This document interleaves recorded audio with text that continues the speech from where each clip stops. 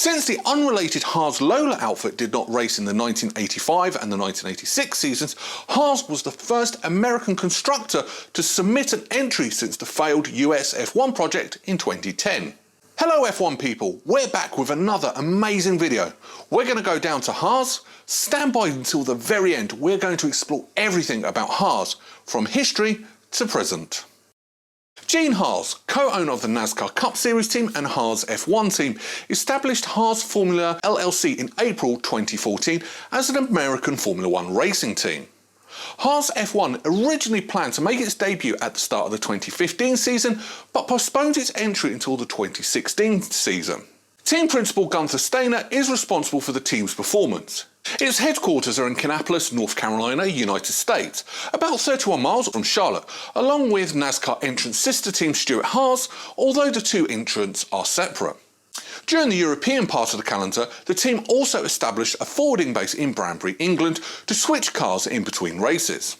During the 1970s, the Haas Lola team was owned by Teddy Mayer, who had previously headed McLaren, and Carl Haas, who was not related to Gene Haas.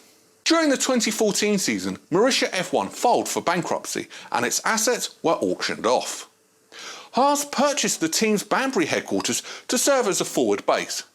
Testing was not restricted until Haas entered Formula One in 2016, so the team tested its new car in December 2015 ahead of an official pre-season testing at Barcelona. Team principal Gunther Steiner, a former Jaguar and Red Bull Racing technical director, approached Italian manufacturer Dallara to build the Haas chassis. The power unit was provided by Ferrari. FIA crash tests are mandatory for a new car, and Haas said its new model passed them in January 2016. It's a well-known fact that whenever we talk about Haas, Nikita Mazepin always comes to mind. So here's a flashback to Nikita and Uralkali. Nikita Mazepin was born in Moscow, Russia, on the 2nd of March 1999. Like most drivers, he started with karting in his early years, hoping to make it to the top. He competed in the Formula 3 series in 2016 and 2017. Backed by his wealthy father, Mazepin made his Formula 2 debut in 2019, having previously competed in the GP3 series the year before. Mazepin was then moved to Formula 1, where he raced beside Mick Schumacher for the 2021 season. The Haas team was in a rebuilding year, just trying to limp into 2022 when the new regulations took effect. Mazepin had a very underwhelming season, finishing 21st out of the 20 drivers, losing to replacement driver Robert Kubica, scoring 0 points. In an attack that began on the 24th of February, Russian President Vladimir Putin ordered armed forces to advance towards Kiev and attack other Ukrainian cities. This caused massive turmoil, not only in the real world, but also sporting. At pre-season testing, Haas F1 removed all decals of sponsor Uralkali and raced under an all-white car. Mazepin's future immediately came into question. Vladimir Putin and Nikita Mazepin's father share a connection, but how? The Russian official is also believed to be a member of the inner circle of Russian President Vladimir Putin, in addition to his financial and business dealings.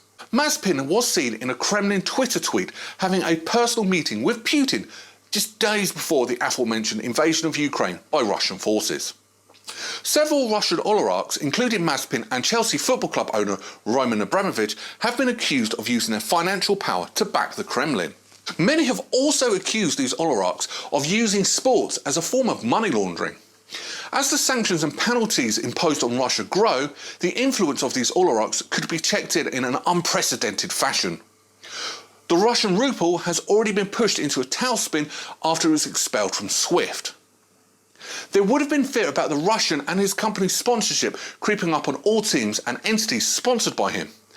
In addition to Haas, the F2 feeder team Hightech GP will also be looking for sponsors in the upcoming season.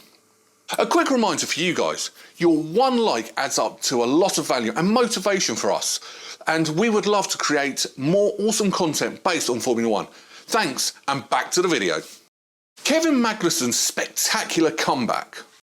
The Dane, who recently returned to the sport after a year away, replaces Nikita Mazepin at Haas. Now back for a second stint with the team, Magnussen has expressed his shock at whether he was considered for the position. Mick Schumacher confirms that he's totally fine and would be able to race at the Saudi Arabian Grand Prix had his team been able to put the car together in time. And his scans later that evening show he had no physical injuries on the outside. This evening he is back on the track, but we will only observe Kevin Magnussen. Haas is an unfortunate victim of serious crashes in the past. When Romain Grosjean's car hit a metal barrier at the Bahrain Grand Prix in 2020, it caused an explosive fireball. The crash report revealed he was travelling at 192 km per hour, that's 119 miles per hour. A heavy F1 car braking produces about 6 Gs, while 67 Gs is equivalent to 67 times his own body weight. The French driver made an amazing escape from the roaring furnace. The Haas car of Grosjean sliced in half after hitting the barrier and then caught fire. He was trapped for 27 seconds inside the cockpit before being able to free himself by pulling his jam foot out of his racing boot. Please let us know in the comment what your thoughts are about Nikita's and Haas' relationship. Don't forget to give us a big thumbs up for the YouTube algorithms,